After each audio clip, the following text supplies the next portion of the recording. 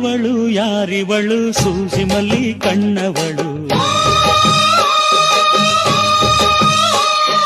ರಾಮನಳ್ಳಿ ತೋಟದಲ್ಲಿ ಕಮ್ಮನೆಂದು ಅರಳಿದಳು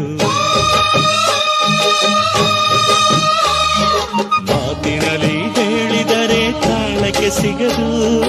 ಆಡಲಿ ಕೇಳು ಅಂದದ ಸಾಲು ಮಾತಿನಲ್ಲಿ ಹೇಳಿದರೆ ತಾಳಕ್ಕೆ ಸಿಗದು ಆಡಲಿ ಕೇಳು ಅಂದದ ಸಾಲು ಯಾರಿವಳು ಯಾರಿವಳು ಸೂಜಿ ಮಲ್ಲಿ ಕಣ್ಣವಳು